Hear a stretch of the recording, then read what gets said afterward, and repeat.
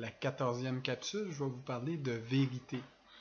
Pas juste la vérité qu'on connaît, mais plus dans le sens de la vérité intérieure. Puis souvent aujourd'hui, justement, j'étais en séminaire la semaine passée, puis le docteur Nick Anderson parlait souvent de notre personnalité et puis de notre ego. Puis notre vérité intérieure. C'est notre personnalité qu'on présente à la société, qu'on présente à nos familles, à nos amis, notre personnalité qui nous aide à avancer ou à se faire reconnaître dans la vie, comparément à notre vérité intérieure, celle que souvent est en désharmonie avec ce qu'on peut faire quand on devient caméléon pour être accepté des gens ou recevoir de l'amour des gens. Fait que souvent, on ne sera pas en harmonie avec notre vérité intérieure, tout simplement pour être en mesure de recevoir de l'amour ou d'être accepté d'un groupe ou d'avoir une promotion ou de ne pas se sentir rejet d'une façon quelconque. Puis, dans le sens, si je donne un exemple, mettons que je sais que je dois mettre un règlement avec mes enfants, je sais que je dois mettre une structure avec mes enfants, puis ça fait partie de ma vérité intérieure, je sais qu'il faut que je structure mes enfants, mais ma personnalité blessée, mes blessures intérieures, font que j'ai de la misère à mettre un règlement par peur du rejet. Alors, je suis plus caméléon, je vais présenter un père plus bonasse, un père plus aimant, plus mou, comme on dirait, pour être sûr que mon enfant ne soit pas déçu ou ne se sente pas rejeté. En retour, s'il se sent rejeté ou se sent déçu, ben c'est moi qui se sens rejeté ou qui se sent déçu. Alors, je change ma personnalité pour être sûr d'être correct. Qui n'est pas en accord avec ma vérité intérieure. Je ne sais pas si vous me suivez. Puis ce qui fait qu'à la fin de la journée, j'ai comme une désharmonie interne. Souvent, je dis ça avec mes clients. Ils arrivent dans mon bureau, puis ils entendent deux voix. Ils entendent une voix qui dit telle chose, puis ils entendent une voix qui dit telle chose. Dans le sens que ils ont un conflit interne, des polarités qui s'astinent. S'astine, c'est une façon de le dire, là. Mais il y a une polarité qui veut être aimée, puis qui veut faire la bonne chose. Mais il y a une polarité interne qui est notre vérité, nos valeurs, des choses qui sont importantes à nos yeux en tant qu'être humain profond. Puis quand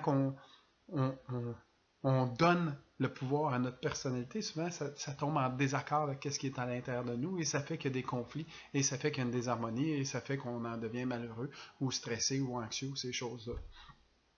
J'ai souvent parlé de l'histoire de Narcisse, c'est ça, Narcisse, qui est tombé en amour avec son reflet dans l'eau quand il passait sur le bord d'un étang. Puis j'imagine souvent que le reflet représente sa personnalité. Puis il est tellement tombé en amour avec la personnalité pour recevoir de l'amour, qu'il voulait ressembler à cette personnalité-là, qu'il en a oublié sa vérité interne et qui est tombé dans l'eau et il en est mort à sa vérité. Fait qu'il a plongé dans sa personnalité et qu'il a mis son identité interne en désharmonie. Son identité interne, sa vérité interne, elle en est morte. Ce qui fait qu'il est un être désharmonisé. Moi, c'est comme ça que je vois ce fameux Narcisse-là, cette fameuse histoire-là.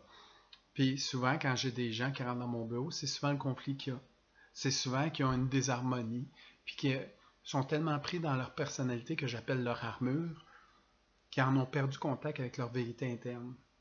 Fait que moi, je vous inviterais de plus en plus d'aller méditer, d'aller vous recentrer, d'aller marcher dans les bois, de prendre des bains, pour retomber en contact avec qui vous êtes profondément, pas votre personnalité, mais qu'est-ce qui est inscrit en dedans de vous, qu'est-ce qui est important pour vous. C'est quoi ça pour vous, premièrement, définir cette vérité-là? Souvent, quand on va prendre un bon bain, quand on va relaxer, quand on va méditer, ben, cette vérité-là va remonter. C'est dans les moments calmes qu'elle remonte. Dans les moments où tout bouge, ben, c'est la personnalité qui embarque. Puis, c'est là qu'arrive qu'on fait des actions, qu'on fait des choses qui ne sont pas en harmonie avec notre vérité intérieure.